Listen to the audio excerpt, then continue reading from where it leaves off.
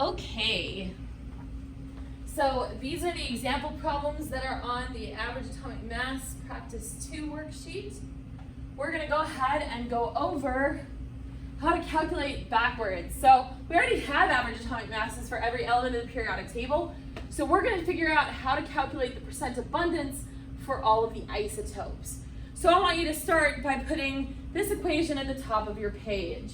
We have A is equal to M1P1 plus M2P2. Now, you've already used this equation here in this class. This is the equation for calculating average atomic mass that we used yesterday. Okay, so the mass of the isotope times the percent abundance plus the mass of the isotope times the percent abundance. So we can keep going with this with as many isotopes as we have. But for going backwards to the percent abundance, we're going to stick to just 2, because after 2 it gets a little more complicated. Now, when we're talking about percentages always need to add up to 100. All right? And in this problem, they're asking us to calculate percent abundance for each isotope. So we're going to have to find multiple percentages, 2 different percentages. All right? So now, for example, if I knew that one of my percentages was 34%, but I didn't know the other one, I do know that that has to add up to 100, right? So that would mean that, subtract this from here, my second percentage would have to be 66, okay? We're gonna use that idea in this equation because algebraically we can only solve for P1 or for P2, one or the other. But there is a relationship between P1 and P2, right? P1 plus P2 is equal to 100. Or if we were going to put this in not percentages but decimals, we would have P1 plus P2 is equal to 1. So my P2 value would be equal to 1 minus P1. So what I'm going to do with this equation that we have over here, M1P1 plus M2P2, is I'm going to replace P2 with this equation here, 1 minus P1. But remember, that's still P2, okay? It's still P2. We're just going to remove P2 from the equation so we can solve for P1 first. Then we'll go back to this equation and solve for P2. All right, so our average atomic mass, A, in the problem, was given as 24.305 AMU. Now, it actually does not matter which of the isotopes we use for M1 and which we use for M2. But a little pro tip, if we want to make our algebra a little easier, we always want to have the bigger number be our M1. So I have 24.897 and I have 23.845. I'm going to use this one, the bigger one, as my M1.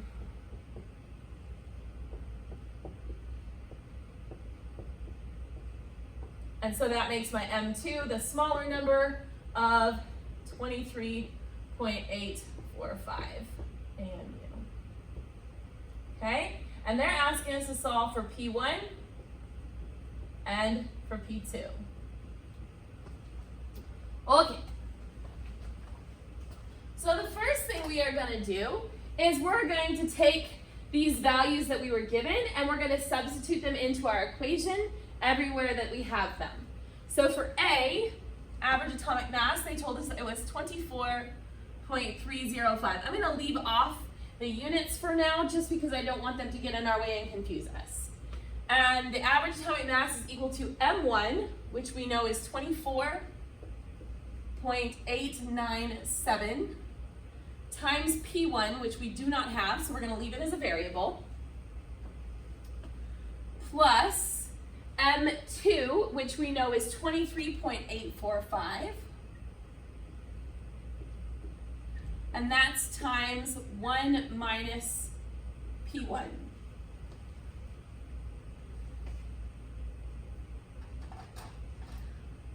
So the second step, after we substitute in our values, we always want to start with the parentheses. Very much like in math, we always want to start by simplifying our parentheses.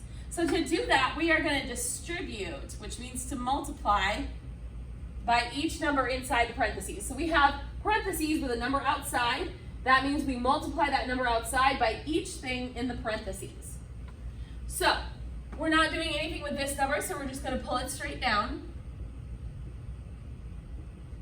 Not doing anything here, so we're just going to pull this straight down.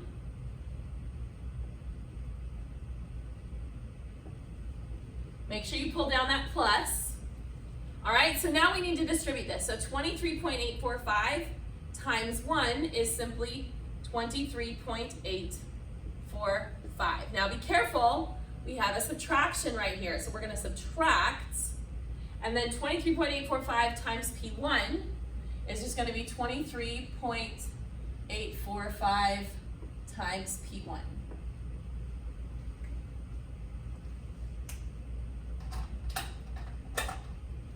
The next thing we are going to do is to combine like terms. So we have two places where we are multiplying by P1, right here and right here. And we are told to subtract those two values. So that's exactly what we're going to do. So average atomic mass we haven't touched, so we're just going to drop that number down. Then we're going to grab our calculator, wherever I left it, there it is. Okay. Grab your calculator, and we're going to do 24.897 times P1 minus 23.845 times P1. That's going to give us 1.052 times P1. Okay? And then don't forget this guy. We didn't do anything with this number, so we're just going to drop it straight down. We're adding 23.845 on there.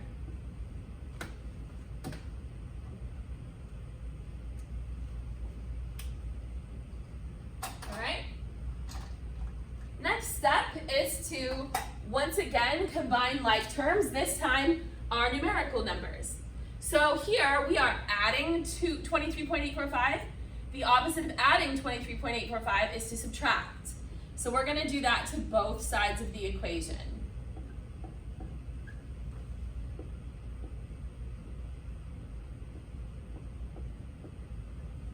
So on the right side, this is going to cancel out, leaving us with this just dropping straight down, 1.052 times P1, and that's going to be equal to, let's do that subtraction, 24.305 minus 23.845, that gives us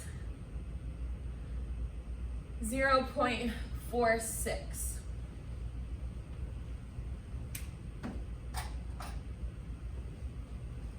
And our very last step here, we need to get P1 all by itself. Currently we are multiplying it by 1.052. The opposite of multiplying by 1.052 is to divide. So we're going to do that to both sides.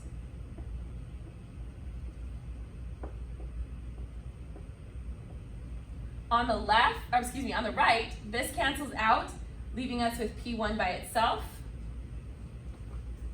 On the left, 0.46 divided by 1.052 is going to give us a really messy decimal. We're going to stop after 4 digits. So this is going to be 0.4373. Okay, so we have solved for P1, which was part of the question. So P1, we determined, was 0.4373.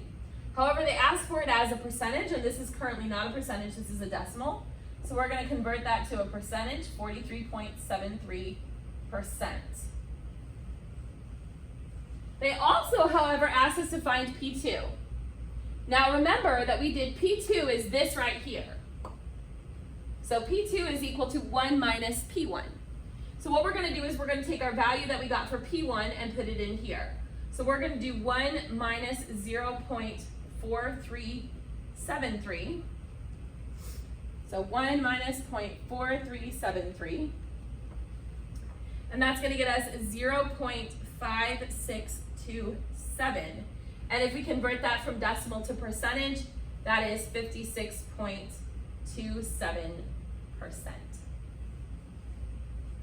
Now, if we use our big old brains just for a minute, we want to make sure that this answer makes sense. So this is pretty close to 50-50, right? But we are erring on the side of the smaller isotope or the less massive isotope because we have a slightly higher percentage towards the smaller isotope. Now, if you look at the isotope values, they're almost exactly, just a little shy of 1 gram, I'm sorry, yeah, one gram apart. 24.89, 23.845. So they're about 1 gram apart. Our average, therefore, should be right in the middle. Okay? Pretty much right in the middle, a little closer to the smaller number. And it is. All right, so that's how we know we did this right. So let's go ahead and try another one of these.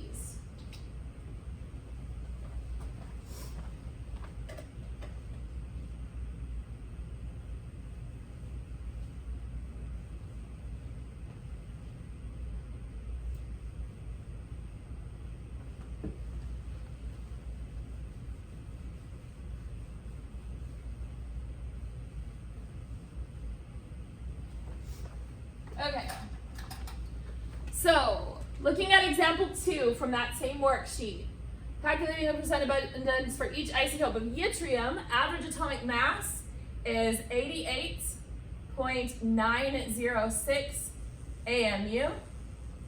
Now remember, we always want to do the more massive one first. That we want that one to be our M1. So we've got 90.5 and 88.4. We're going to do the 90.503 as our M1. And then we're going to do the 88.421 as our M2.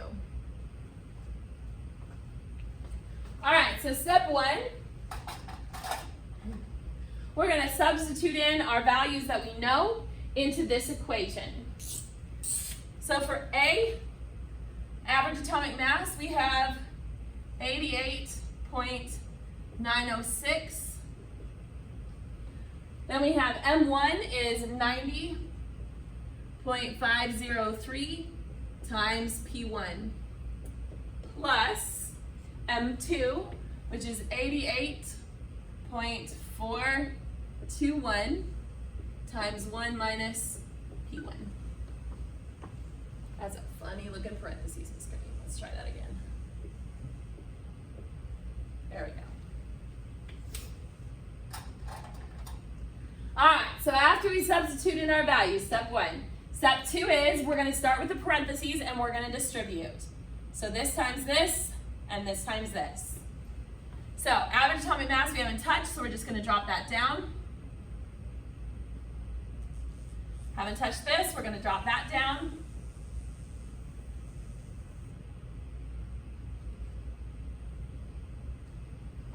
Make sure you drop down your plus. And then 88.421 times 1 is simply 88.421. Watch here. Remember, you have got a subtraction, so we subtract. And then 88.421 times P1, we cannot simplify that any further. So we're going to do 88.421 times P1. So once we have distributed into our parentheses, the next thing we're going to do is to combine like terms with the variable. So we're going to subtract, be careful, our P1 values. All right, so our average atomic mass is just going to drop down, 88.906. And then we have 90.503 minus 88.421. That gives us 2.082 P1. And be careful, don't forget to drop this guy down, plus 88.421. The next step is to once again combine like terms with our non-variable digits. So here we are adding 88.421. The opposite of adding 88.421 is to subtract. So we're going to do that to both sides.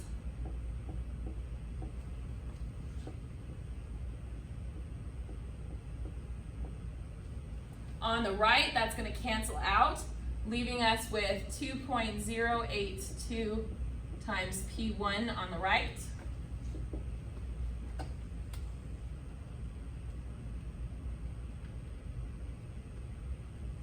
If we subtract over here, 88.906 minus 88.421, that's going to get us 0.485.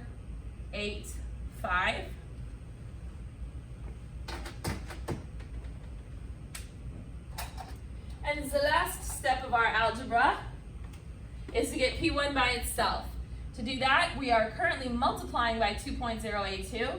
The opposite of multiplying is to divide. So we're going to divide both sides by 2.082. This cancels out on the right, leaving us with P1 by itself. And then 0.485 divided by 2.082 is going to give us a big messy decimal. Again, we're going to stop after 4 digits. 2329. All right, so now we need to go back and answer the question. We did solve for our first percent abundance. We found it to be 0.2329. They've asked for it as a percentage, so we're going to change that to 23.29%. Then to figure out P2, remember we're going to substitute it into this 1 minus P1. So 1 minus 0.2329 is going to give us a P2 value of 0.7671. And then to put that into percentage format, that would be 76.71%. All right. So on your worksheet, you have 4 additional practice problems to do to practice this for the test.